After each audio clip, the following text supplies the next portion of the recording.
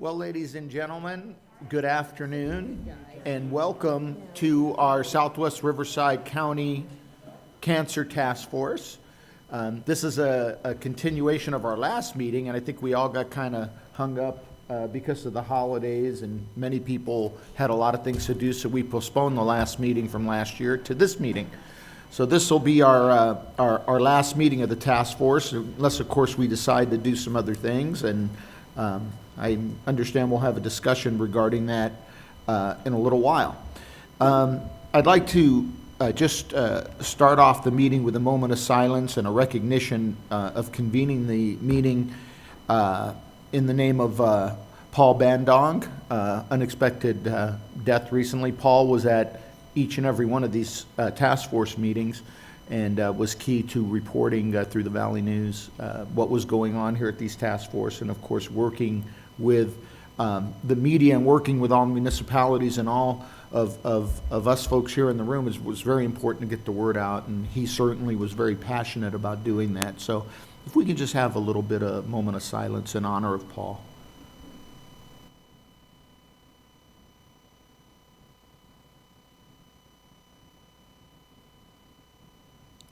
Thank you. It's always rough to lose a valuable member of the community. I'm going to go ahead and take a quick roll call. Let's see here. Thank you. All right, County of Riverside District 3. Anybody here from Chuck Washington's office? Okay. City of Canyon Lake. Canyon Lake here. City of Lake Elsinore. Our good friends at Lake Elsinore, good to see you. City of Menifee, the Honorable Mayor Pro Tem Lisa Sobek to my left, and you're the only one? Okay, sounds good. City of Murrieta, the Honorable Rick Gibbs to my right.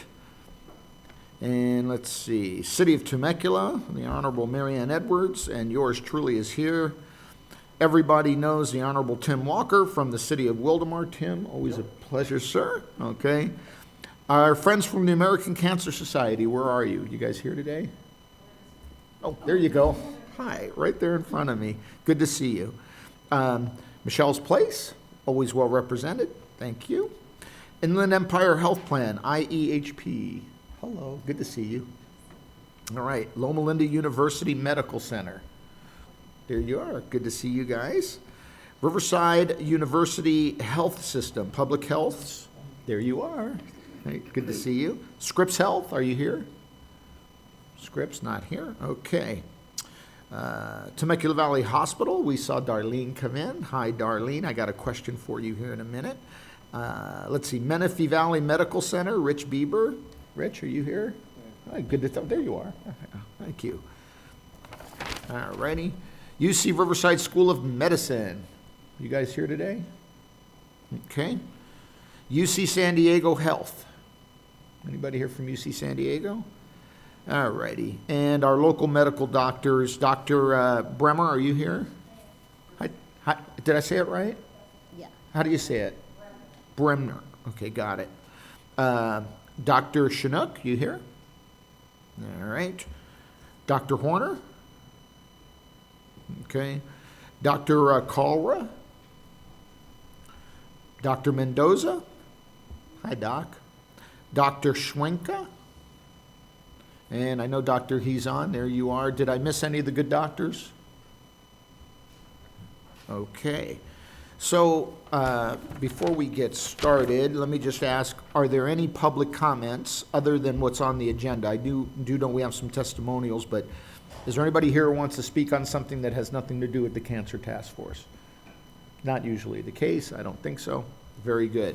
So quickly, I just wanted to get a quick update on a couple of things. Our friends from Loma Linda University, or Loma Linda Hospital, had some very interesting cancer news. You want to share that with us?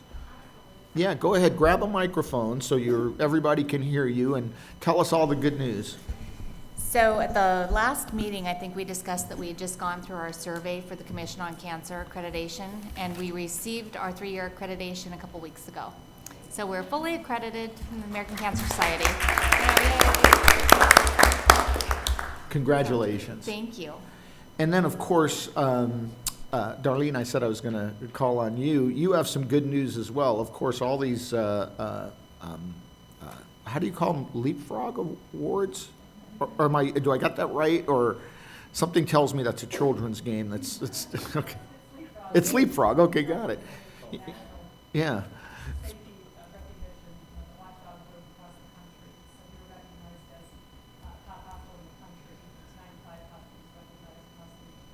That is just remarkable. And, you know, as we move through and finishing up, I think something that's came through loud and clear through all of these task force meetings is that we are just so proud and fortunate for all of our healthcare officials here in Riverside County and all the cities that are represented. So well done. Okay, so we're going to kick this off. As usual, we start with our testimonials. We have 2 today. I understand Miss Catherine Contreras is here. Miss Catherine, come on up to the podium. I do believe you had some public comments. Were these on a particular agenda item? We wanted to speak about changing the Medicare providers that resulted in a change Okay. in their oncology. Okay, we'll get to those. Okay. Thank you. Hello. Welcome, Ms. Contreras. Tell Thank us you. your story. Okay. First off, I'd like to say that my doctor's at Loma Linda University Medical Center, and I absolutely love him, so I wanted to give that little snippet there. Also, I volunteer for the Pink Ribbon Place in Riverside, and in this booklet, their address is incorrect. So if you want me to give it to somebody, I can take care of that for you. I just want to make sure that you have the correct information. Thank you. With you? Okay. All right, so my name's Catherine. I actually live in Riverside, but I attend Michelle's Place, the Metastatic Cancer Support Group, because there really isn't a group for me out in that area. So I drive the 45 minutes to an hour, depending on traffic, to attend that support group. It's wonderful. I have so many friends that I've made there, and I really appreciate everything Michelle's Place is doing for their metastatic patients. They really treat us right. So I'm sure everyone's familiar with metastatic breast cancer. What they like to say, the median, how long you live after you're diagnosed is around 3 years. So I just passed my 13th year, so I've been living 13 years with metastatic breast cancer. You know, things are really great now, but they haven't always been. I've been in treatment continuously. I've had reactions to chemo where I had to spend 6 weeks in the hospital. I was on dialysis for 6 months. I was in kidney failure, hemolytic uremic syndrome. I've had a pulmonary embolism. But you know what? I look at what I'm doing now and how I'm feeling now, and my life is awesome right now. We're in the process of, we're going to be moving out to Awanga. I don't know if anyone knows where that is. We're going to live in a fifth wheel, so we're selling our house, which is 2,600 square feet, and we're going to live in 500 square feet. So I have a little trepidation about that. But, you know, we're doing what is right for us, and I'm just really happy that I'm able to do that. My medications now are pretty easy, so I'm really enjoying, you know, I just feel like I have an awesome life. I wanted to read something. I did not write this. I went to an advocacy training in Philadelphia through Living Beyond Breast Cancer, and I met a woman there who was very, very motivated, very young with metastatic breast cancer, and she was she had to retire. She was a lawyer, and she was very, really wanted to start something so people would be more aware of metastatic breast cancer. So she started a group called Med Up, and it was really trying to get people aware of that women are dying at a rate of about 113 per day in the United States. That's, I think it's around 50,000 a year. A lot of them are young parents, and it's people, you know, are looking at breast cancer as, oh yeah, breast cancer, let's celebrate, let's go have a party, you know, it's, you know, we're going to go to see the survivors, and that's not how it is. I mean, I've lost hundreds of friends. So she was very into starting this group, Med Up, and she described being diagnosed with metastatic breast cancer so good, so I wanted to read that to you. Finding out my breast cancer was metastatic was like being shoved off a cliff. I landed at the bottom and just laid there for a while because landing at the base of a cliff effing hurts, but After a while, I picked myself up and looked around at my new surroundings and thought, I'm not saying I'd like to build a summer home here, but the trees are actually quite lovely. I've made some new friends down here, and although I wish I hadn't been shoved off the cliff, I'm living a decent life in this place. And I think that tells you that, yeah, we wouldn't jump off the cliff to be here, but I've learned to make the place that I'm living a great place. Because if I was here a year, 5 years, 10 years, maybe 15, 20, I want it to be a great place. I don't want to be in a negative place. So that's kind of my philosophy also. Once in a while, someone will come look down at me from the top of the cliff and say, hey, I'm throwing you a rope. Climb back up. That rope is made of their hope. It's a hope rope. They're obviously well-meaning people who miss having me living up at the top of the cliff with them and are just trying to help. The problem is they're not actually helping. Here's the thing. Metastatic breast cancer is a terminal illness. I know I've said this before a lot of times, but it doesn't seem to sink in with most people, so let's talk about the data. Average time from diagnosis to death is about 2 to 3 years. 3/4 of us won't be alive 5 years after diagnosis. The handful of people who don't die of their metastatic breast cancer, well, they die getting hit by a bus or something else sudden and catastrophic, which frankly isn't exactly a win, is it? Metastatic breast cancer is incurable. This is the reality, this is the life at the base of the cliff. So yeah, I've been shoved off a cliff, and I had to recover from that, and it took me quite a while. I mean, I was devastated. I couldn't function. I couldn't deal with people. I wanted to be home just with my husband and myself. I had to take a leave of absence from work. But now, when I think of cancer, it doesn't cause me any anxiety. It doesn't cause negative feelings. It just is. Yeah, I have metastatic breast cancer, but that's okay. We're kind of living, we're coexisting. I'm okay with it staying there with me as long as it doesn't want to move anywhere else. And I kind of feel that that's the best way to deal with it, because I don't want to be in this fight or flight mode, which causes a lot of problems in your body. I just want to, yep, everything's good. So I'm happy that I've gotten to that place. Like I said, it hasn't been easy, but that's what I hope for other women who are recently diagnosed that, I remember being in that tough place, but hopefully you can get where you can just live your life.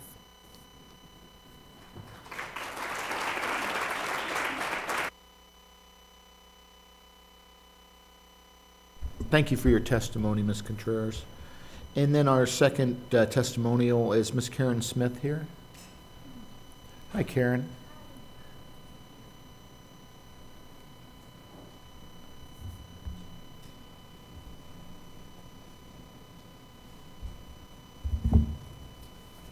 Okay, so bear with me. I always make a disclaimer. I'm not a public speaker. I don't like this. But I'm here today on behalf of one of my dear friends. He was diagnosed with pancreatic cancer about 14 months ago. He was here at a local hospital where they removed his gallbladder, and they found the tumor on his pancreas. And so I'll just begin. I know this task force is here to try and bring better care and more knowledge to the valley. And so this has been our experience. We've had some good and bad. So we started at a local hospital, and once they found out that he had the cancer, they told him that he would have to have procedures done over at UCI. So that was kind of our first why do we have to go all the way to Irvine to do this? You know, he had a stent placed, and he was later supposed to come back for a Whipple procedure to remove the tumor. Again, we went back to UCI. Okay, so he came home and he did chemo and treatment here, local oncologist. And when he did go back to UCI and they opened him up, they found that he wasn't eligible for the procedure after all the cancer had spread. Sent him home, do more chemo. We felt like, well, no, I should say, when he would go to his appointments and he'd come back and I'd ask him, you know, what did they say? What did you learn? And it was always just kind of, well, not very much. I'm just scheduled for chemo, you know? And I was like, okay. So I started going to the appointments with him just so that I could ask my questions. And get more information. Well, we ended up going to USC, to their cancer center, and we got a lot of great information that we were able to bring back to his oncologist and ask him about, and he seemed, you know, surprised and up for trying new things with his chemo and treatment. Fast forward to September 2017, my friend became very sick, very ill. He couldn't eat or drink anymore. And so we made a few appointments with his oncologist, asking questions. Why can't he eat? Why can't he drink? And the blanket statement was always made, it's the disease. It's the disease and it's the cancer. And we'll have to stop chemo because you're not strong enough now at this point to continue. So we did a couple of those appointments and got the same answer. We asked the doctor, do you think that there could be something holding up the line, you know, could there be a blockage? And, you know, he said, well, maybe, let's order a scan, an upper GI, I believe. We did the upper GI, got a call from the oncologist saying that there was a narrowing, but, you know, not much we can do. Meanwhile, I'd been working on an appointment for him at UCSD. We got that appointment, and so meanwhile, he's lost about 25 pounds because he can't eat. I feel like he's literally starving to death. Don't understand why there are no solutions to, you know, this problem other than, you know, it's the disease. And so we go to UCSD, where there was a pancreatic cancer specialist that we saw. Their staff was amazing. They had so much support staff that was there to help us, guide us. I really felt like in that hour-long first meeting with them at UCSD that we got more information than I'd ever learned from all the times I went with him to his other appointments locally. I asked them, because they really thought we were there for a second opinion, and we were, but ultimately we were dealing with the fact that he couldn't eat any longer, and he was losing weight every day. So I asked the oncologist, can you just look at this last upper GI scan that they did for him, and just what do you think? And they did, and they found, he says, well, you have a blockage. And I was like, okay, well, that's kind of what our oncologist said. He says, it's like someone stepping on a hose, so nothing's going to get through. And he immediately said, there are some things we can do for you. And they said we can place a stent in there and open that up.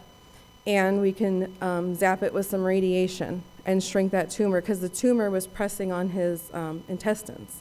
So anything, water, nothing was going down. So the stent was placed, and within a few days, he was eating and drinking again. But meanwhile, he has lost a lot of weight, a lot of energy, and with that, a lot of time. So I am just here today to say that while I appreciate all that we have here and our hospitals and our medical staff, I do believe that there is a lot of information that we could really use here to help save lives. And that's just my goal here today. That's about it.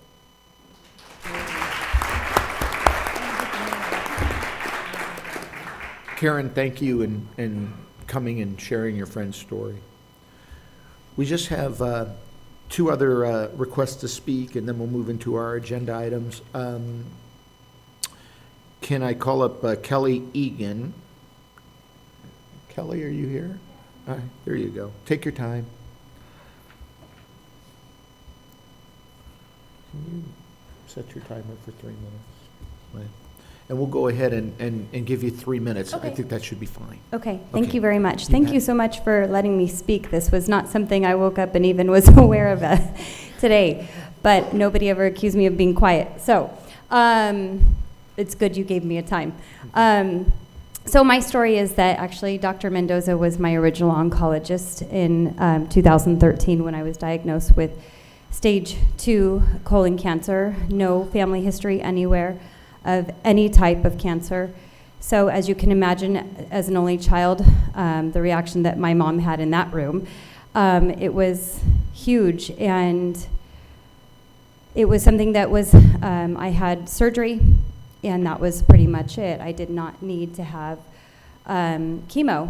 And 2 years later, a little over 2 years later, I returned for routine blood work, and that came back with a slightly elevated CEA level, which meant that there was going to be something more extensive this time. And I battled. I remember saying, no, no, as if that would do something. And, you know, months of testing later, I had, we discovered that I had stage 4 metastatic colon cancer. It had traveled to my liver, which was going to mean a much more extensive round of treatment this time. And I was first sent by insurance to go see an oncological surgeon at Loma Linda, not the local one. And he was very nervous about my case, not because of the size of my tumor, but the location. And he very much wavered. And one of the biggest battles we have ever fought, and my husband is my very best friend, and he's a gift to me, but we fought so hard to see the right surgeon. And we battled insurance because about, 2 days before my pre-op, they tried to cancel that surgery. And that's not the battle that you want to be fighting at that time, or ever, but at that time in particular. I underwent surgery, and thank God he just really paved a way for me to see the right surgeon for me, because we needed the best. And I saw a surgeon at UCSD, and he was phenomenal. 5 weeks later, I had a port installed, and a week later, I began, 12 months of chemo. I am in remission, and I am so thankful for my cancer every single day. Every single day. It has been the biggest gift, because I am doing things with it now that I never expected. And I prayed every day, both times I was sick, that God would use it, and I just see it, and it's amazing. And I'm humbled by it, because to be a vessel for that is such a gift. So I would never trade it. But why I'm here today is because about 10 weeks ago, I got a letter from Prime Care of Temecula, because I'm a number. And it said that I would no longer be allowed to be seen by my oncologist. And that's not the same as finding a new person to do your nails or your hair. This is a 4-year relationship I have with my doctor, who cares about me, and every single person in that office. Those women who work in that office are phenomenal, and they do not compromise care. It did not take very long to find out that the reason for that is because they want a doctor who's going to be willing, because I have an HMO at the end of my name, they want a doctor who's going to be willing to cut that care. And that's inexcusable and unacceptable. When I called to file a complaint with insurance, I said, would you like to speak to my 9 and 12-year-old boys and explain to them that you would cover me if I had a PPO at the end of my name? This is being canceled mid-year. I'm a teacher. I've been a teacher for 18 years, and that should not be happening. So I'm here really today to speak to that, because we need to make sure that cancer patients aren't having the added stress of worrying who's going to be covering them tomorrow. So that's it.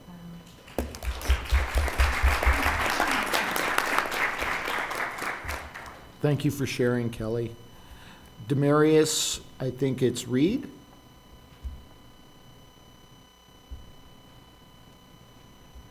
Did I say your last name right? Yes. Thank you.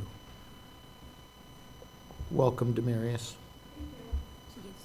Yes. I'd like to almost ditto what the previous person spoke. I was diagnosed with lobular invasive breast cancer in November of 2013. Dr. Mendoza has been my doctor for the last 4 years. Starting this year, I was changed to a different doctor. And to start off with seeing this doctor, my appointment actually was a week ago. They had called me previously for information, They called me again for the same information. I arrived at my appointment early. My appointment was at 4. I arrived at like 3:30 because I figured I had a lot of forms to fill out.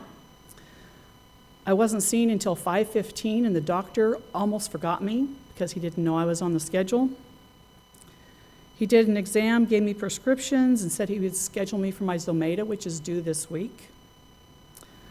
I called the doc, and the nurses said, well, the nurses will call you and schedule you for your Zometa. I called the doctor's office today, and they said, you'll have to talk to the nurses. Now, this is the Murrieta office, so they gave me the Riverside office. I called the Riverside office, and they said, well, we don't have an authorization. The nurses can't schedule until they have an authorization. I called Prime Care. Prime Care had not received a request for an authorization. I called the Riverside office again. Oh, well, we sent an email to the doctor on the 11th, the day of your appointment, and he did not put in the request correctly. So then I had to call the Whittier office and ask what the deal was. So that's the Whittier office is the one who told me that it was incorrect. So then I called again to the Murrieta office and told them that they don't have the correct authorization request. So they said that they would, email the doctor again. Now, if I wasn't a persistent person to try to stay on top of my treatments, who knows how long this would have lasted? I love Dr. Mendoza. And just like the previous person said, their office is wonderful. They're cheerful, they're happy, they know me. The service is outstanding, and I'm just so discouraged and so disheartened by Prime Care turning me over to some slack, uncaring, overworked office. And I'm hoping that HealthNet will help me do something about it. Thank you.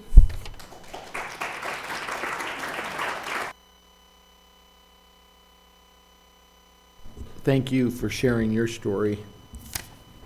And then we have one more, Andrea. Let me get my glasses on. Yeah, Andrea, you know who you are. Come on up. Andrea Anduar. Did I get it close? Okay, there you go. All right. All right. So you're reading my handwriting. There you go. All right. What was it, about a year ago that we started the task force? Okay. And it might have been a year ago that I spoke regarding community cancer care and the least expensive site of care and all that we do within the community cancer clinics in order to make sure that our patients have access to care, can get the funding for their care.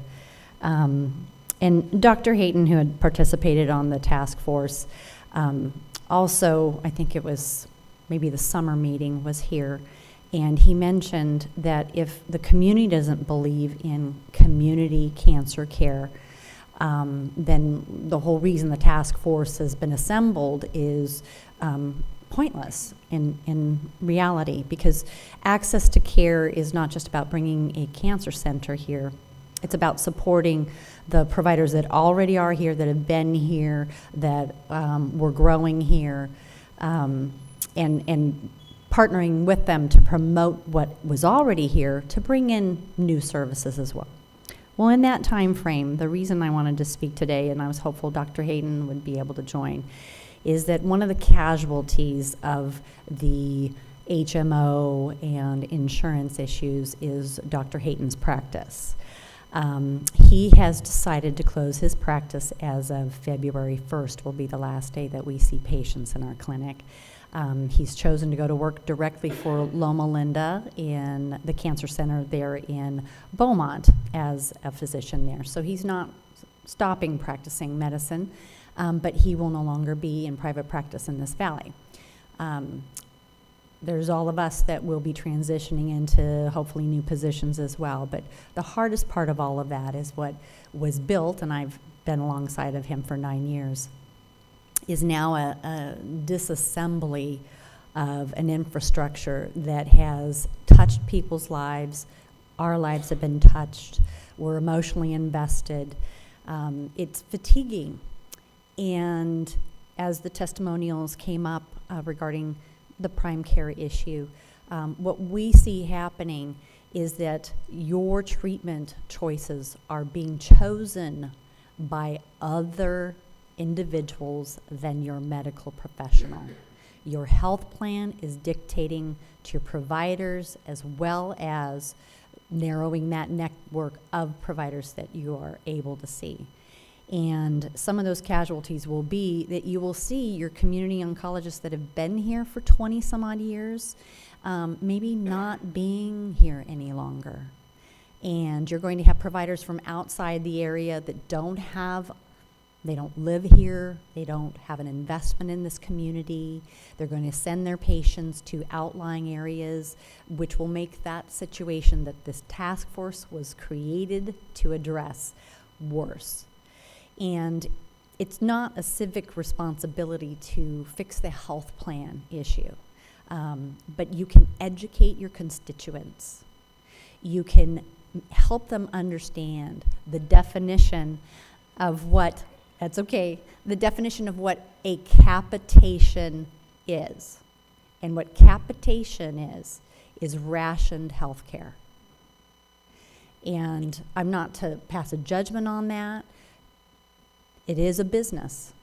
But as an individual who lives in this community and other individuals that live in this community, I want to make sure that we all are understanding exactly how our health plan works, how we have access to care, and what we as patients have a right to request from the plan.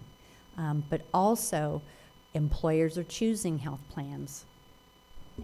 Thank you, Andrea. Okay, I thank you. appreciate that, and it's definitely worthy of mention.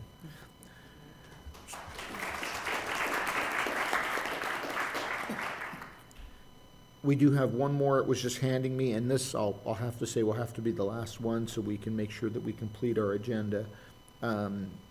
Jonathan Hunter. Hi, Jonathan.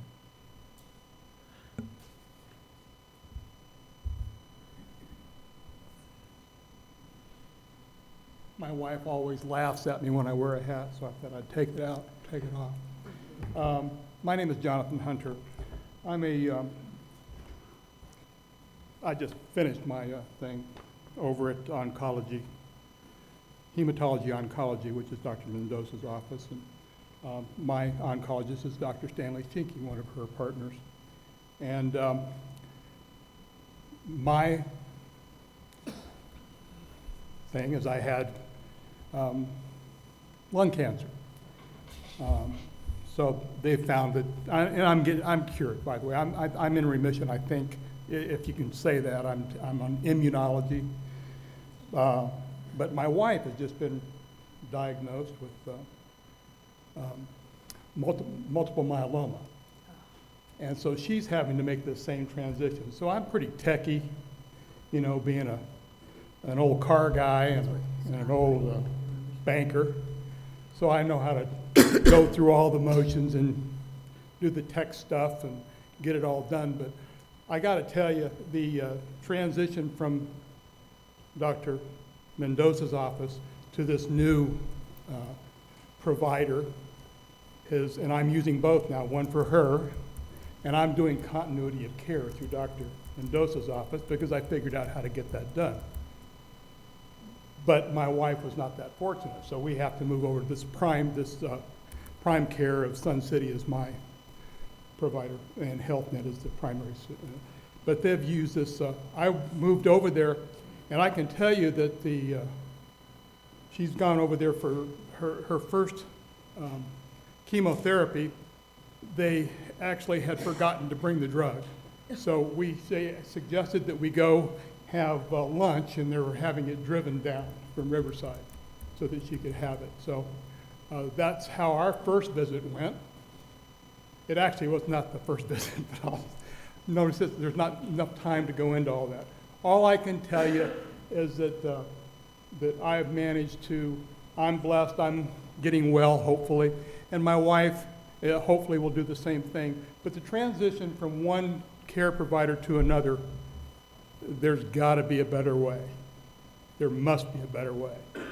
We can put men on the moon and shoot rockets into space and bring people back. And we can, in a minute, notify everybody in the world about what tweet somebody had or whatever. There must be a better way of transitioning healthcare. And if I can just say one thing, there should be somebody helping people of my age group everywhere. I'm 70 years old, and again, I see people struggling just to punch in to do a blood sample at Quest Labs. So, I mean, they're going, what do I do next? And there's nobody there to help them. People need help with technology. That's what I would recommend. And for people to do what they say they're going to do. If you talk to a patient and your staff is saying, I'm going to do this for you, do it. Don't say, well, I didn't have time, I forgot, whatever. But you have to be persistent, like Kelly happened to say, and she's a good example of being persistent. But I appreciate the time, and thank you so much. Thank you so much. And with that, we'll move into committee business. Let's see here. Subcommittee updates. Jenna, you're on.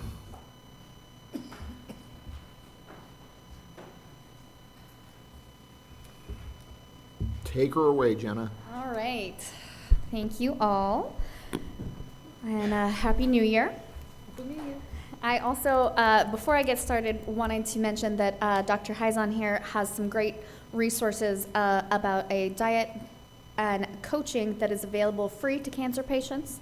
So if anybody has any questions, please follow up with him afterwards. And you have handouts, is that correct? Great, great. So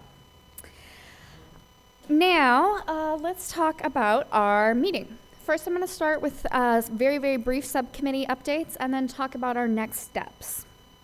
And there's some supplementary materials in the packet. So if you don't have one already, we do have a stack of them back at the registration table, and I recommend you grab one. So first off is our legislative subcommittee, and thank you so much to Victoria Osterman from IEHP for putting this together for us. She put together a couple of nice brief pages there on pages 2 and 3 of your packet that talk about chaptered bills of interest relatively recently that pertain to this task force and pertain to the topic of cancer. So, Victoria, if there's any that you want to draw attention to, or if any of the task force members want to focus on for discussion. There are just a couple that I would want to point out to you that are relative to cost containment for cancer treatment drugs, and also relevant to some best practice implementations at the state level. So I'm just going to go over 4 of them really quickly to save time. But AB 1386 is a bill that was passed by Assemblymember Waldron, and I believe she's out in this area. So this will require that once the best practices are updated for physicians, that there will be, in this summary that's provided to cancer patients, there will be information regarding the BRCA gene mutation, alternative types of treatment and counseling and screening that hasn't been in those recommendations before. So that seems to be a positive change. SB 17 is just hopefully a cost containment bill that was passed, and it was one of Senator Ed Hernandez's legacy items, and he was really working hard on this for quite some time. But this just requires drug manufacturers to report out when they have more than a 16% acquisition cost increase over 2 years.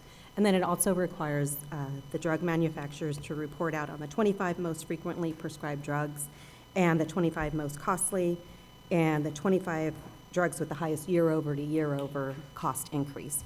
So this is just going to create a lot of transparency around drug pricing increases, and then maybe possibly help to publicly shame some of those practices.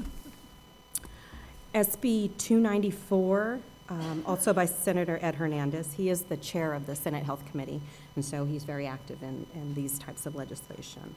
But this bill would include palliative care as part of hospice services to seriously ill patients. And so this just codifies that, and some have been already doing that, and IEHP has done a great deal of work on palliative care implementation. And also SB 440, this extends the opportunity that you have to donate some of your tax return to the breast cancer research fund. So when you fill out your taxes, you can donate a little bit extra to this fund. This was going to expire this year, but this extends it to 2025. So very good. And the proceeds of that go to the fund, which is then supposed to support treatment and research. Just a couple other ones. This year, these bills are running. There's 2 bills that would ban smoking at state parks and at state coastal beaches. So that's running. Also, AB 1860, there is a measure currently that, and you don't have this in your packet. These are bills that are currently in the process. But AB 1860 by Assembly Members Limon and Cervantes will extend the sunset, which has placed a cap of $200 on co-payments and co-insurance that a person suffering with cancer would have to pay for a 30-day supply of cancer medication. So this was set to expire, which could mean those costs could have gone up. But this, if this bill passes, it will extend that out to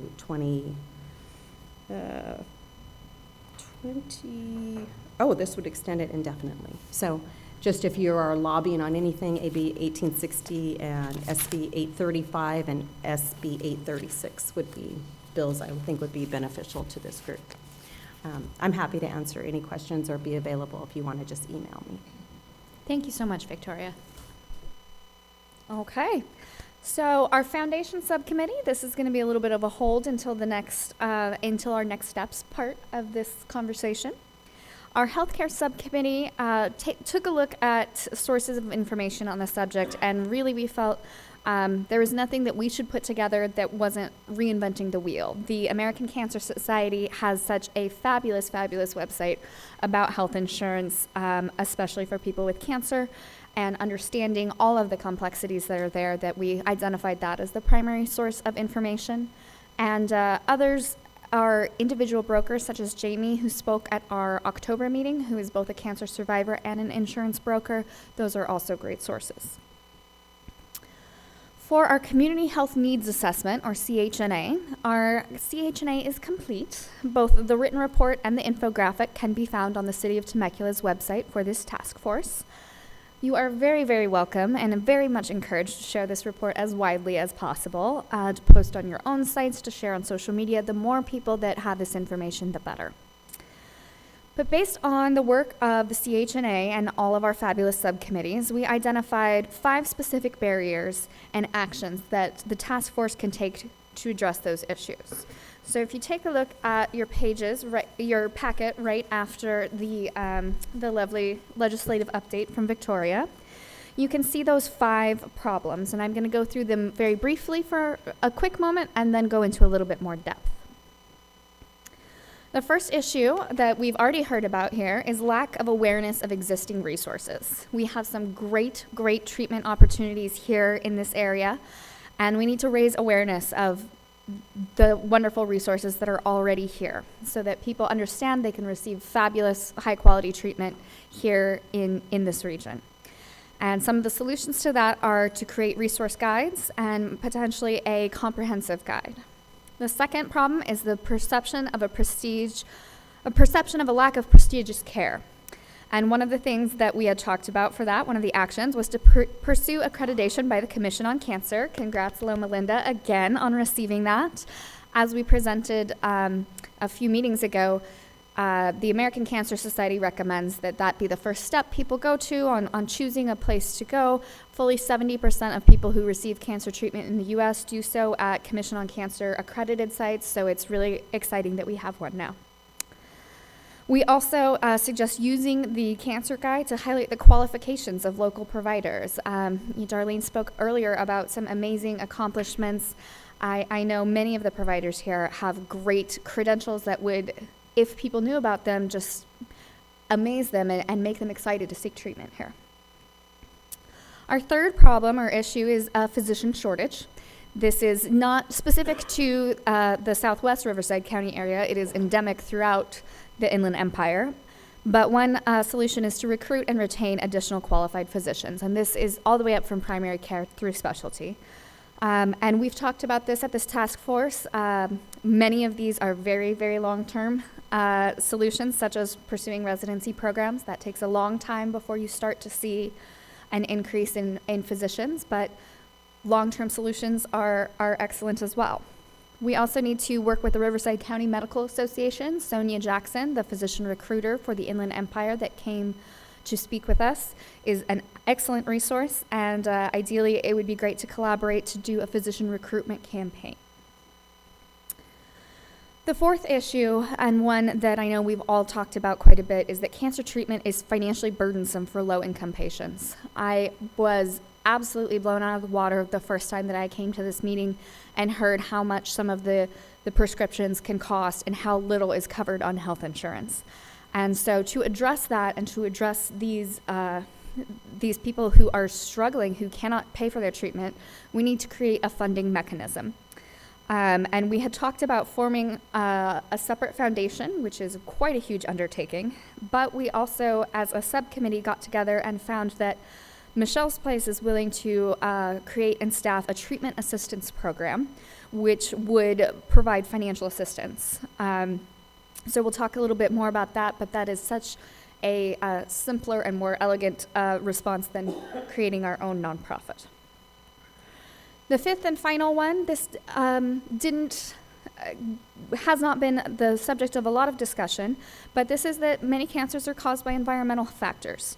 And so the solution to that is to work to reduce environmental toxins. And many of the cities that are represented here today have departments that are doing amazing work in this already, which I think is why we haven't talked about it as much, because you're already tackling it. This is things like supporting healthy cities resolutions, having a healthy eating, active living resolution, a health element as part of the general plan, etc. Just basically making health a priority in municipalities.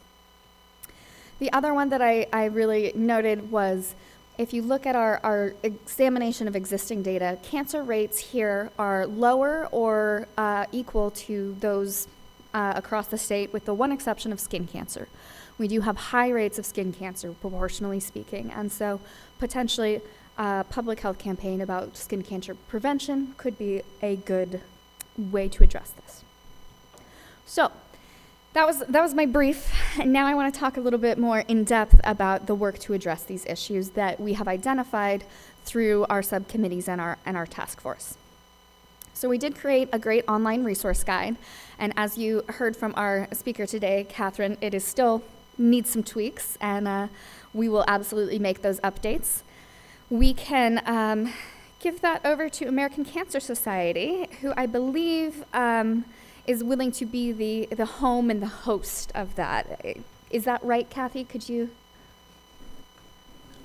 What we have is our 1-800 number, and we have numerous organizations on there, and also resource guides, and actually we do have the correct information for the pink ribbon in our database at this point. So it's a 1-800 number that they can call, but I think one of the things to also address is we have insurance specialists that are there as well, and they also can talk to some of our medical specialists to help them devise questions or things to ask. But we also have the resources of other important organizations that may be helping with grant funding. We don't provide the money, but we have the resources in our system. And there's other organizations, like I learned, like the Leukemia and Lymphoma Society for patients with the hematological. They have a lot of different grants that can help them with travel and also with their insurance and funding. So that's just one example. Beautiful. But we also provide rides to treatment and also some lodging. So we'll be here to help out. Wonderful, thank you. The other piece, and this was really the brainchild of Paul Bandong, who unfortunately, as Mike mentioned, has passed away. Is Julie from Reader Media here? Hi, Julie. Welcome. We're sad that this is why you're here, is because Paul can't be here, but he was a very valued part of our task force, and he was the driving force behind what I'm going to present next. Paul had really envisioned we have our resource guide that we developed that's, a simple spreadsheet style. And Paul envisioned something sort of magazine style. Casey, would you hold up the example? He anticipated that this would be printed by Reader Media. See, it's all beautiful and shiny and gorgeous. And it would be filled with sections like educational pieces. So this would be factual articles written by local providers, like many of you, that would not only educate people about cancer, but also set you up as an expert in the reader's eyes. We would also have physician and hospital and provider profiles. This would be designed to humanize and showcase the wonderful resources we have here already. We'd also have testimonials, much like we have here at our meetings, about people who got care in the region and describing what that looks like. And we've heard multiple people today say how much they really appreciated the treatment at Dr. Mendoza's office. Things like that need to be shared. It would also have the list of resources in the area with advertorial features for many of them, and it would feature relevant ads. Paul's vision was that this would be given out at all local care providers so that if somebody's initially diagnosed, this is in their hands that same day. It could also be direct mail to your residence. That would be a cost idea.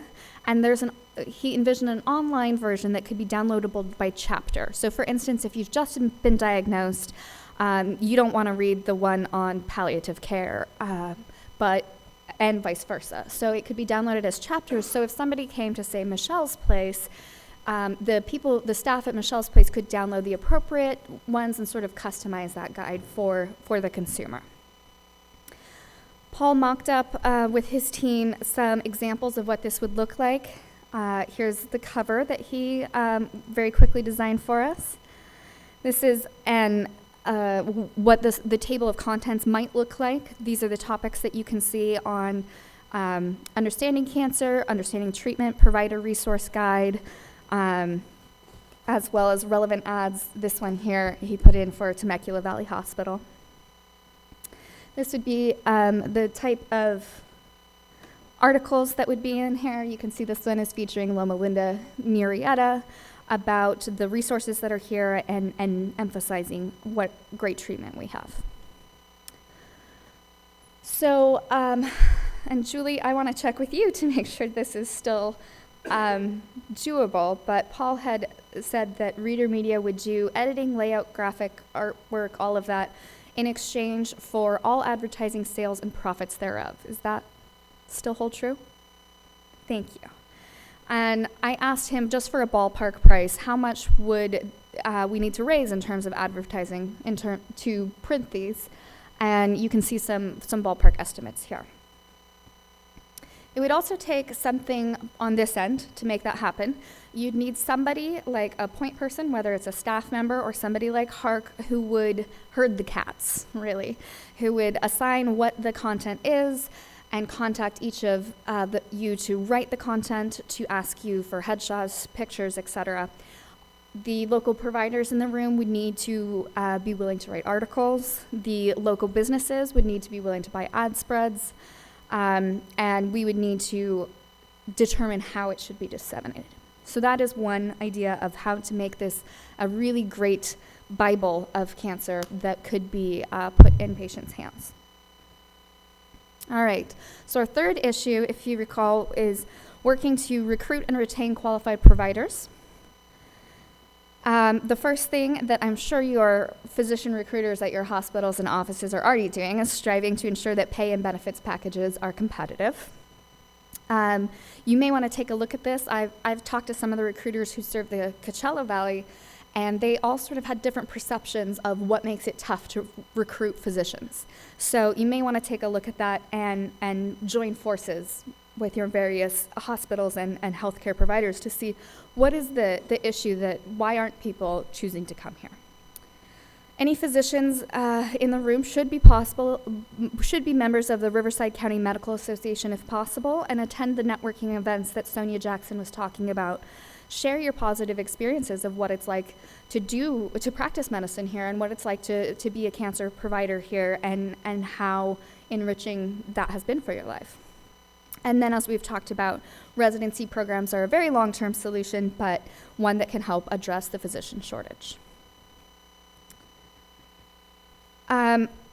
It would be, another great step would be to collaborate with Riverside County Medical Association to create an ad campaign. I know we talked here a little bit about a potential pamphlet or a booklet that I know Lisa had mentioned, that was really designed to attract providers by talking about the quality of life and the things you would get here that you don't get from practicing elsewhere.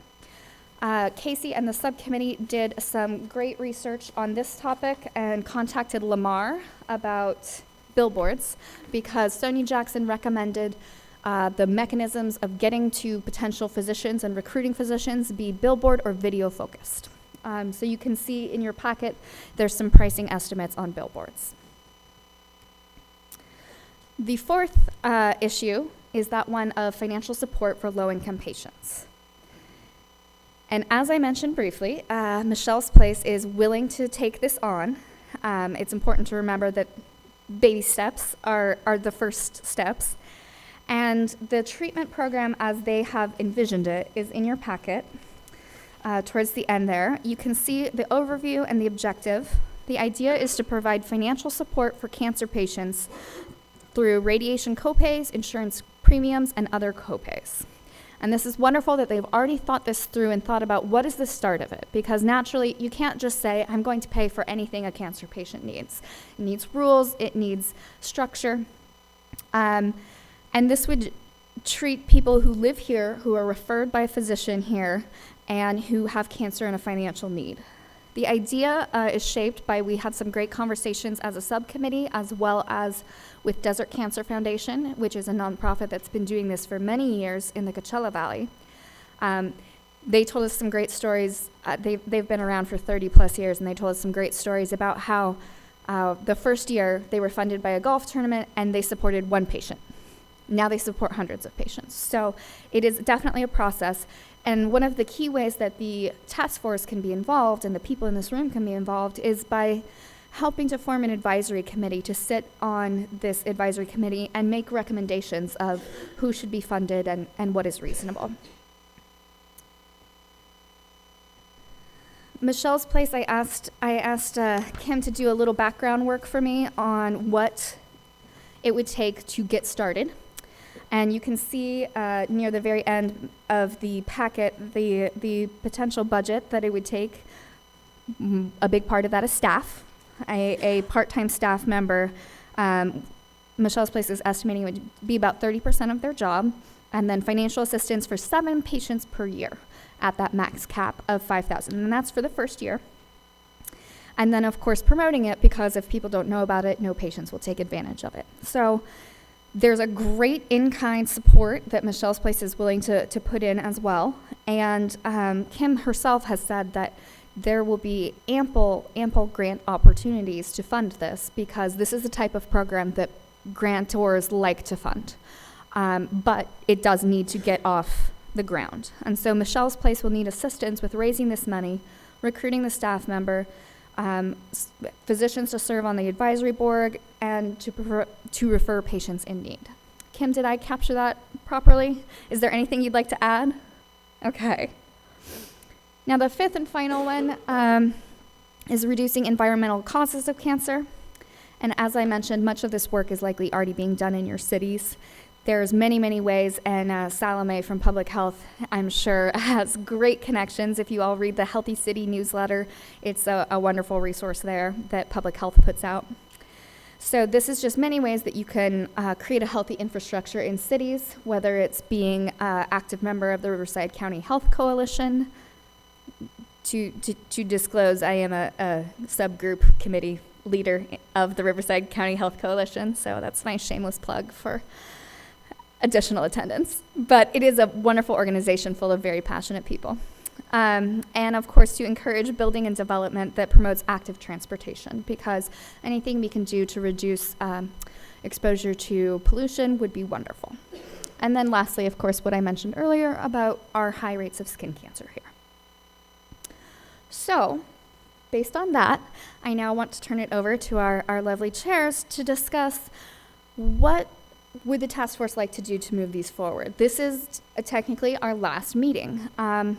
Do you think this is something we should continue on? Do you think this is something that healthcare or community partners should take ownership of and move forward? Would love to hear your thoughts. Thank you, and thank you for a very comprehensive presentation. Clearly, this task force over a period of a year has done tremendous work and came out with a great work product. I think we landed exactly where we wanted to land. Now I'm going to have to defer to my colleagues here, the electeds first, and then I'd like to hear from obviously the rest of the panel. What do we want to do?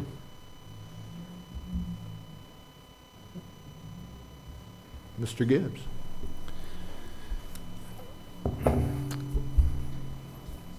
Well, first off, I'd like to say thank you to everybody. He's got it.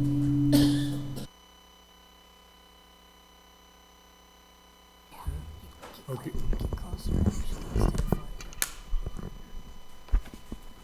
Kind of scared me off. Thank you to everybody for participating. It's kind of awesome, the amount of information that has been generated. And now you kind of turn it over to us and say, okay, you got all this data, now what do you do with it? And quite candidly, I have no idea. One of the things that I think is valuable is communicating with the public. And Julie, thank you for your kind offer.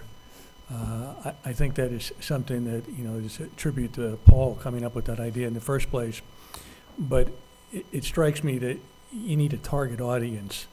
And the target audience really is those folks who have a diagnosis. Most of us, if we get something glossy in the mail, probably aren't going to pick it up and read it because it's not something we asked for. It just kind of came in the mail. But if you're the target audience that you have that diagnosis and it just happens that the doctor who gave you the diagnosis has this reference available in their office, boy, you're going to go home and cry, but at least you're going to go home and cry with something that can offer you some help in form of assistance. So that's the first and foremost thing that I would do. Michelle's place, with all you do to be able to offer this, that's just an incredible gift to the communities in this area. We're kind of asking you to double down on what you do, and the money, we can figure out how to come up with the money because you're starting small. It really isn't a great deal of money. We just to even get this task force started, we kind of figured out one of the places where we could get money, thanks to Mr. Nagar suggesting that we go ahead to, I don't even remember the name of those funds from the county. WRCOG's Beyond Funds, that was it. So this seems to me like something that at least those two things we should definitely do. The American Cancer Society, one of the things I'm going to do is go ahead and call your 1-800 number. By the way, my son works for the American Cancer Society, but go ahead and call that 1-800 number and see what kind of information is available, because it strikes me that, one of the things we've talked about and some of the speakers are referred to is, hey, I'm in this bind. I'm happy with my doctor, but all of a sudden I can't go see my doctor anymore because of the insurance, or I can't afford what I'm currently trying to do. And so the resources that you could provide, and that becomes okay, so we have a list of providers here. How do we get that out? How do we make sure that anybody who has a diagnosis has access to that information? There's only so much that Julie can put in one magazine, but yet all of it is valuable information. So I'll stop talking and listen to somebody else.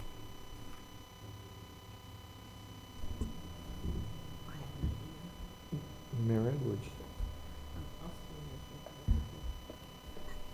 You know, we can coordinate our efforts, and we can get the word out to our residents. I don't know if your city has they can sign up for email alerts and notifications, and it's like e-newsletters. And so we can do that. Again, it's the target audience that we need to communicate with too, but I think if we get the information to doctors' offices, they can at least offer it, that kind of information. And they can have them, refer them to city websites, and we can update that regularly as we need to. Of course, with HIPAA, we have to be careful. You can't provide any information to us, but at least doctors' offices can help us disseminate that information. I'm wondering about, from what I heard today, how do we go about attracting quality physicians in these particular fields, or people with expertise in these particular fields? We live in an area that's so close to these centers. It's difficult for cancer patients to travel, but it's close enough for physicians to establish some type of satellite practice. Is that not practical? And then if you do that, do we have existing doctor's offices that would take on another physician that has that type of specialty? There is competition, and then there's a matter of generating funds and insurance to deal with. So we all know how we attract business to our cities. We go and literally visit and meet with CEOs of companies and retailers and restaurateurs and things like that. It's a little bit different with physicians, and so I kind of rely on the expertise of those who do attract physicians as part of their day in and day out. And Darlene, I know you hired when the hospital opened. Loma Linda's the same way. So how do we go about attracting those quality physicians? We certainly need more of them, and we need physicians that are up to date on the most recent and procedures and drugs that are available, things like that. So I'm looking to the hospitals for advice on that. Doctor. Hi, Jerry is on Family Sports Doc. So that's a very good point. A couple things. Number one, we are a medically underserved area. That's why UC Riverside Medical School was started 5 years ago, and it's been very reassuring to see some of the folks that are local that are going to be going there and have graduated from there. We just had a family physician who I was his team doctor when he was in high school here at the Temecula Valley High School, that now is a practicing physician here. So it is possible, but the theory is that folks like to go sort of where they're used to, especially with their residencies, and so that's one of the things we're trying to bring to this area's residencies. Also, happy wife, happy life. So I think we recruit the wives of the doctors. Not that all doctors are male, but I mean, just the lifestyle, and we have an amazing lifestyle. We really have an amazing place to live, and I think that plus the more of what I call civilization or the academics. We're kind of in a watershed. I went to medical school at UC San Diego.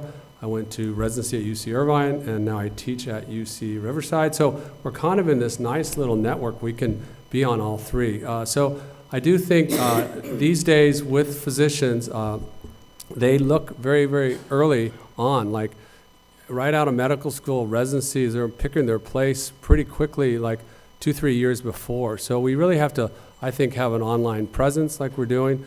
I think we have to really showcase the kind of places we have. I think having these meet and greets where they can come down and look at it is good. We have quite a few medical students now rotating through that are very excited about the area. So we do have a lot of work to do. I think there is a lot of opportunity. It is tough for physicians. Nobody starts their own little office, so it's bigger groups that are doing it. So I think if we can facilitate a wide range, especially around now, sending stuff to Minnesota is really helpful because those people see wow, this is really nice to have sunshine. But that truly is what they look at. It's wait, because the lifestyle is very, very good. I think the opportunity is very good. we are a medically underserved area, so there's a need. On the coast and other places, a lot of competition. Here, it's wide open. So with great challenges come great opportunity. I think you're right. I think, and this is sort of how I tackle most of the problems, is we need a team, we need to use our technology, and then people have to trust us. So I think we need to get the word out of how great we have it out here, how much better we want to make it. And I think for physicians, once they see that it's not, the whole, sort of very isolated area, that you're really in an amazing place, that I think that would help. You do need buy-in from the hospitals, and you do need buy-in from the local physicians. It's an and, not an or. It's not like, oh, you pick this person or that physician.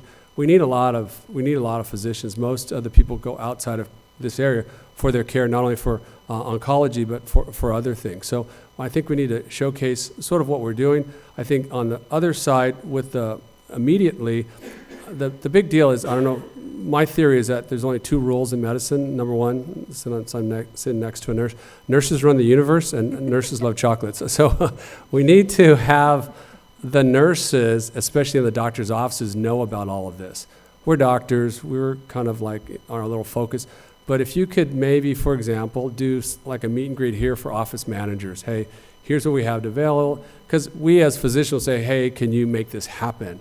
So I think not so much looking at the physicians. I think that's something we could do on our end, and we do these physician meet and greets. We go to the wineries and, kind of get to know them. But we have 300 new physicians plus at just Temecula Valley Hospital. So we're all still trying to get to know each other. We're trying to do this primary care liaison. But I think us physicians need to get to know each other better and rely, so there's that trust factor. But then on the flip side, I think you need to know that it's a team, and we need to really empower the nurses and the medical assistants to know what's available, to even have these what's called navigators to get through the things. At CBU, they're starting a program that's in their second year of basically health coaches. So there you can, as a pre-med, you can become a health coach. One very good way of doing this is a continuing care network, where we get all these pre-meds that want to be me and follow me, and that's called stalking, and there's laws against it. But if you get trained and you can help us, so we have this whole area of pre-med students that we could really kind of come up with and become navigators, and then they're very motivated. They want to get in the thing. They're very bright. So again, there's all these resources that we could possibly get together. So I think short term, the number one thing I would do if I had said today is to get a medical office manager meeting to tell them all of this great stuff. Number one, make it easy for the doctor to do it. Number two, I think kind of coordinate with the existing things that are going on in terms of recruitment for the physicians. And then number three is I do think sort of getting the young, smarter, better looking physicians and marketing folks that use social media to get the word out of how great a place this is. I mean, if you think about, you got USC, UCLA, all these places in town, but they're all impacted, cost, all the good things that are here, cost of living. We have, one of our city councils used to work at Disneyland. I mean, those sorts of things that are not just, I wonder who that is, are not just, that we just have a really good community that I think a lot of people would go to, but unfortunately we're kind of a well-hidden secret, and we sort of need to get the word out. Dr. Izan, we have a medical intern program here at the city, as you know, and so are you saying cultivate those pre-med students and those early year, college students that might have an interest in medicine and kind of wrap arms around them that soon?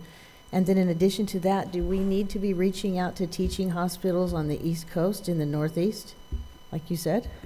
Yeah, so like I help, and I've been very honored to work with Charles Walker and the whole city with the Future Physician Leader Program, which has been amazing. It's a co-venture with UC Riverside Med School and Dr. Ruiz out in Coachella Valley. So we've gotten quite a few people into medical school, so we're doing that pipeline.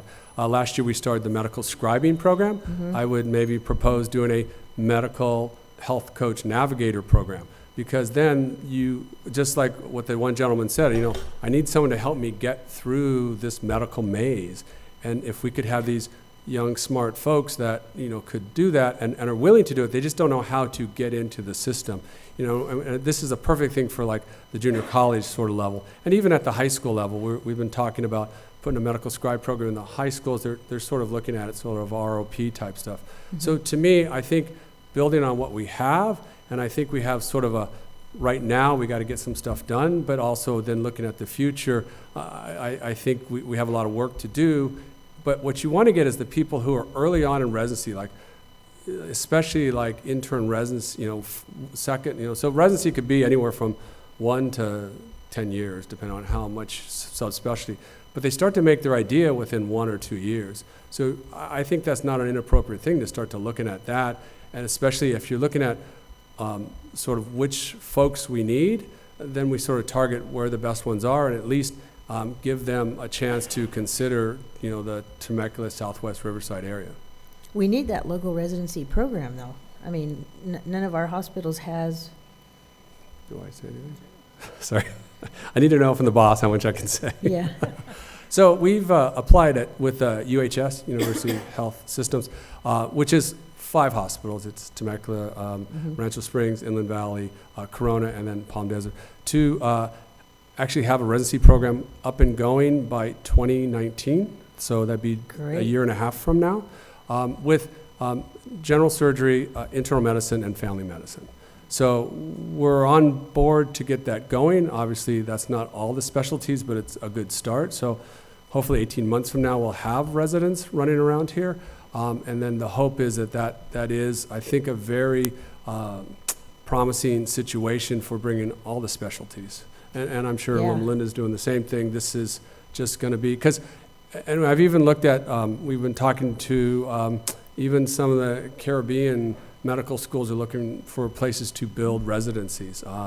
So we have a lot going on, but 18 months is a long way, but on the other hand, it's not that long, but those folks then would be into practice sooner. Did you want to say anything else on that? Yeah. And to speak to that, it really is that residency program is, I cannot emphasize enough, 47% of family medicine residents end up practicing within 50 miles of where they did their residency. So people either practice, by and large, where they grew up, and so that's why you want to nurture those college students and even younger, the high school students, or where they did their residency. And so by bringing residency programs in, you're definitely increasing your chances that each year you'll be churning out 8 new doctors or however many you have in your cohort, and half of them might stay.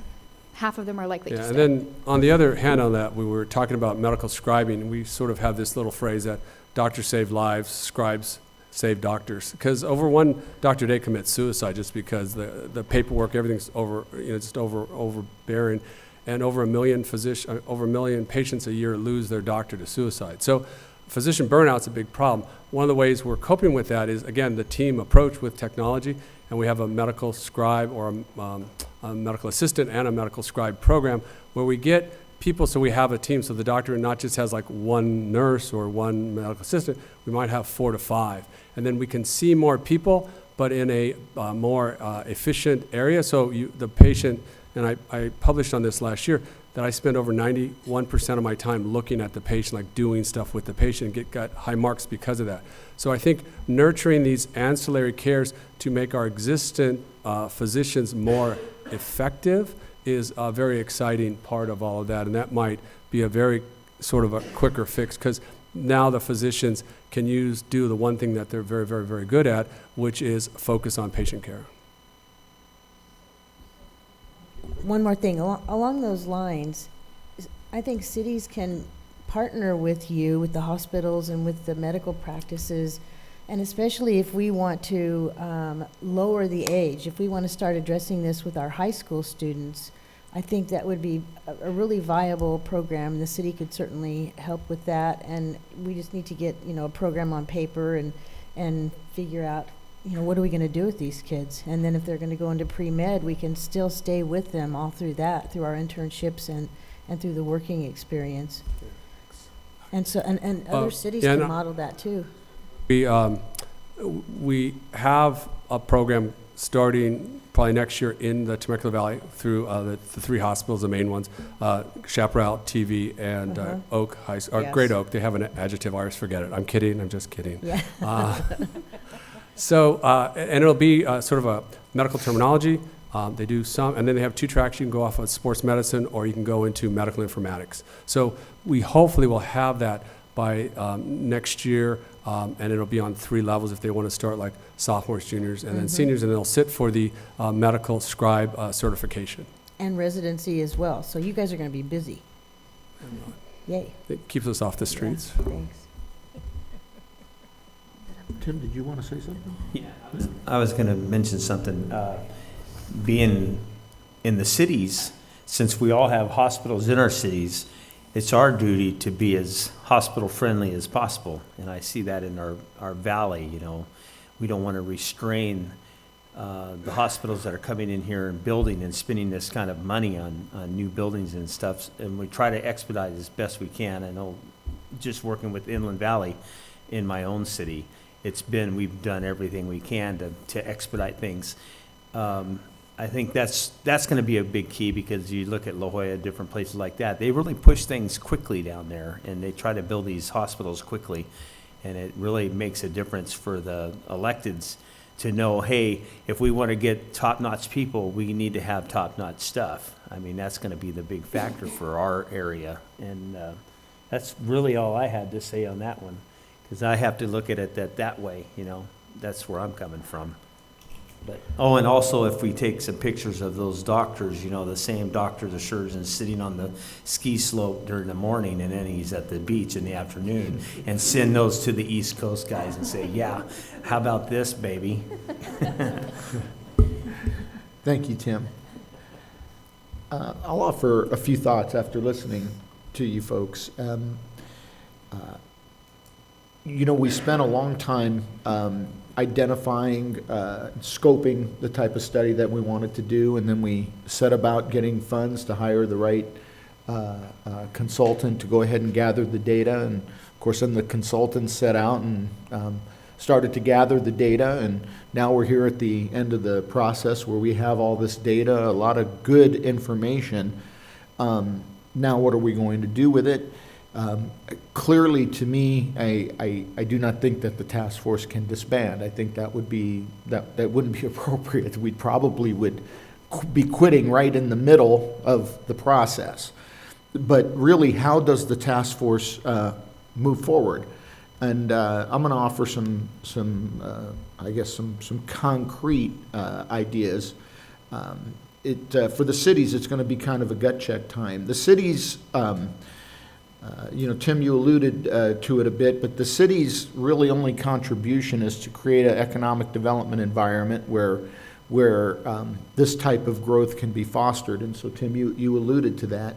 But at the same time, I think that from an economic development point of view, I think that the task force stays together, names itself, unites as the Southwest Riverside Cancer Task Force. All of our logos are involved, and there's whether is my city manager here, Betsy here, whether it's a true joint powers authority or something of that nature, it's got to be for real, not just something that's we just sort of play at.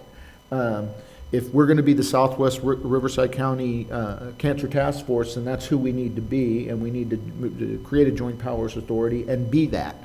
Once we decide to be that, then we make collective economic development decisions. And those decisions include how we're going to fund it from each city, and how we're going to promote it from each city. And when I mean promoting it is just as you just said, where are we going to advertise? Who are we going to advertise to? That has to be a collective decision. I think we started off very clearly, and if we weren't clear, we'll be clear again now. I don't think any of us here in the room mind where any of these facilities locate. I just assume they all go to Murrieta or Wildemar or Menifee or... Go ahead. And I actually mentioned that. I actually mentioned that several meetings back as a region, Southwest Riverside County region, that we need to come in this together for the region and not make it separate, one city or another, because we've got Michelle's place, our residents all over Southwest Riverside County use this, and we heard today someone even comes from Riverside, and the source book to talk about this as a regional, to network together with all of the different hospitals that we have in the area. So I agree with that, totally. I'm sorry, I got somebody keeps calling me. Reiterate, it would be my recommendation the task force continues, but it takes it to the next level from the elected point of view. And I'm going to get into some other things here other than the electeds in a second. But from an elected point of view, we'll need some form of joint powers authority where we're all going to agree to work together. We're going to set our budget. We're going to, whether it's a collective website or whether we work with the American Cancer Society, we're going to need to make those decisions. And I think the ability to sell this region becomes much, much more powerful when we're doing it as a coalition of 6 cities, as opposed to you're doing your thing, Rick, and Marietta's doing theirs, we're doing ours, Tim, you're doing yours. And again, you know, wherever it locates, the goal here was not necessarily to, well, ours is economic development, but I think in this case it doesn't really matter. I think we're all going to feed, if you pardon the expression, from that trough if we're successful at this. So let me move on. The resource guide, I think it needs to come under the same banner. I think we have a resource guide. I think the task force needs to continually update it, needs to keep it fresh, needs to be on a website. Every city needs to have a link to that website. And Betsy, you're getting all this. I bet you are, yeah, okay. Needs to have a link to that website. And again, the task force needs to continue to keep it fresh. So I would reference that. Regarding Julie Reeder, Julie, it's good to see you. I haven't seen you in a while. I think, again, collectively, we need to find a way to get that resource guide, the hard copy as it was displayed, that magazine. I think we can do it. We need to fund it. But I also believe that the coalition of task force members need to go out and say, okay, this is one of our tasks. We need to get this guide in their hands. That needs to be fresh as well. I don't know if it's published, if the idea is to publish it once a year, 2 issues a year, 4 issues a year. We can make those decisions later, but we'll look to other members of the task force here, everybody here sitting in this table, in this audience, you physicians as well, to keep the information fresh, to keep it relevant, to keep it up to date. And of course, think about the picture I'm painting here as I continue my artistry, whatever. This is what we're selling to other physicians across the United States, that we got our act together, that we're real about this, that, you know, we're putting our money where our mouth is. We're together, we have a magazine, we're floating it 4 times a year or twice a year.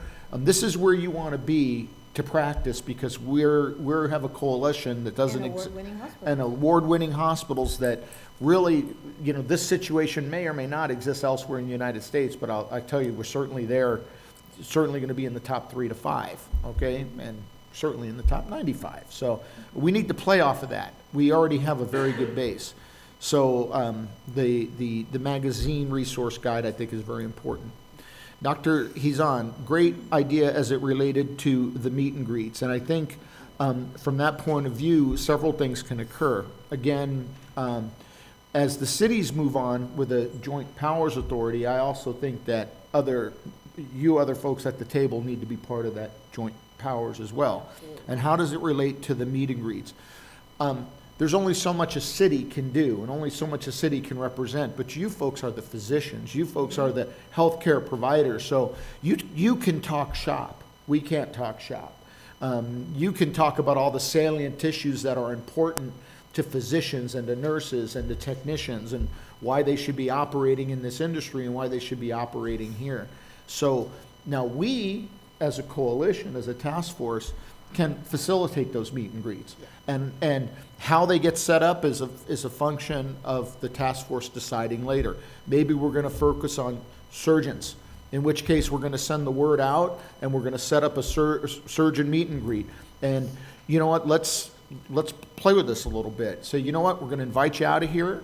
We're going to put you up for 3 days at Pechanga, and we're going to let you visit the hospitals that are here. You're going to get to meet all of the public officials. You're going to get to meet some of the heavy hitters in the region that are on the cutting edge of cancer, not only, not necessarily research, but treatment. And you're going to get to see what we're doing out here, and then you're going to experience a little bit of our quality of life. We can help facilitate all that, but there's absolutely no doubt in my mind that you healthcare providers are the ambassadors. So you'll have to be up to being the ambassadors. And that's a commitment, similar to the commitment we're thinking about making here as a cities. Next, moving on, again, as a unified joint powers authority, I clearly think we need to begin the process of empowering Michelle's place as it comes to navigators and advocates. I think that through this whole process, that was one common theme that kept coming up, navigators and advocates. I've been diagnosed with cancer. What do? My insurance wants to change me to another physician. I can't imagine that happening. I can't even fathom that. And Dr. Mendoza, congratulations to you. I know you didn't ask all these people here to come and testify about your practice, but it is a testimony about your practice. Thank you. Yeah, and thank you very much. I mean, my gosh, it seems to me that if you can just eliminate some of the bureaucracy and some of it's enough bad news as it is. If you can just not throw in more bad news, I think you're ahead of the game. So here you are fighting for your life, and now you're fighting to just keep a physician when you know that your healthcare provider is only trying to cut costs and corners because they know they want to dump you out of the system or deny a surgery or whatever. How can you deal with that? That's difficult. You need somebody to fight for you, and we need fighters. And so that joint powers authority has to find a way, and we're not going to decide this tonight, obviously. These are things that this task force is going to have to continue to look at. All of these things that I'm mentioning, to fund these advocates. So if we're going to do this, we need to do it. That's my 2 cents. So under that umbrella, I would make the recommendation the task force continues and starts to, as I tell my son, chunk out some of these problems. We can't do it all at one time, but future agendas mean, okay, we're going to set up the Joint Powers Authority. How are we going to fund reader media and their resource guide as well as getting it online? How's that going to work? How are we going to set up the meet and greets? I mean, I could see our future agendas for next year. I need to hear from the healthcare providers. Are you in with what I'm saying? Listen, I have very little knowledge of this. I'm just speaking as a person who is a small business owner, and I'm treating it as if it was a small business. How would we do it, Dr. Mendoza? So I missed the very first meeting, and Dr. Hayton was here on the very first meeting. And when I heard about this task force, to be honest with you, I was very skeptical that we would accomplish anything that would be useful to the community. But tonight, after listening to everything, I think we actually have accomplished a lot. But you are right, the work has just begun. I don't think we can stop at this point. So things that I have in mind. Number one, I would like to say that what a big loss that Dr. Hayton has had to leave this community. We are talking about recruiting new physicians, but we lost one very good physician who has been practicing in this community. So that's just something to think about, you know. Second, if we just do 2 or 3 of what has been identified by HARC as something that's very useful, I think that proceeding with the treatment assistance program through Michelle's Place would be a very big, it's something that can help patients right away, you know. This is not something long-term. You can start small and grow it. So I'm all for that. I vote for that proposal. And the second one is the comprehensive cancer guide or the resource guide. I think that will bind the community together, and therefore the task force has to be in place to make that happen. What we do in this community is send a lot of our funds outside. I mean, we used to have big Susan G. Komen raise thousands of dollars, and then we send all that money out of the community. Once we have this big team, then we can raise funds and keep them for the people here and help our own people. So I think that I agree we should continue the task force led by the cities, and we should at least do those two things. Thank you. Lisa? I'm just kind of, I don't know, I like to get things done. And I was just thinking something that we could do as elected officials. Why couldn't we have a race, start a race regionally, a race to make a difference, something like that? Or have, as city officials, a joint, we're working with our chambers, plan a golf tournament for this year. I mean, why couldn't we do that to start that fundraising? I understand doctors like to play golf. You know, but that's something that we can do right off. We could talk about that and plan on to get those funds moving. So. Good idea. Mike? Yeah, Rick? I think one of the things that needs to happen relatively soon, and I'll leave it up to you to task Aaron to get in touch with his counterparts, say we need to have a meeting of the cities, the city managers, and the folks that are on the electeds to start the ball rolling to put this JPA together.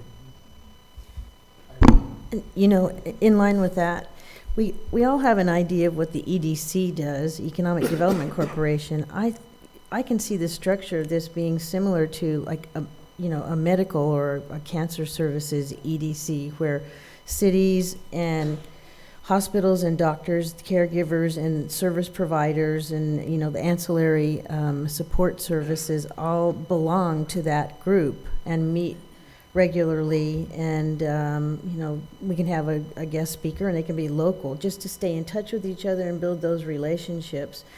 And we have active business promotion, attraction, and retention programs. It's different with an individual or a person who is thinking about leaving. We are very assertive when we hear that one of our businesses is thinking about leaving town and going elsewhere. So, you know, we form a red team and go and meet with them and see how we can help and support. And I think we would be willing to do that if we knew. That's the key, is we have to know when people are thinking about, you know, jumping. So I very much see this kind of like the EDC structure, where we all work very closely and stay in constant contact, provide collateral materials, promote the region as a whole, and then everybody benefits. So. Yes. Any other comments? Okay, then I don't think I need to reiterate everything. Betsy and Erica, do I? Are we good? We're good. So I'll tell you how I see this is that our staff will begin the process with our counterparts in starting the JPA.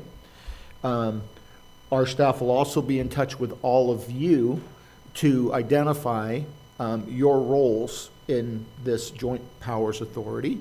I certainly think there's going to be a place for our consultant.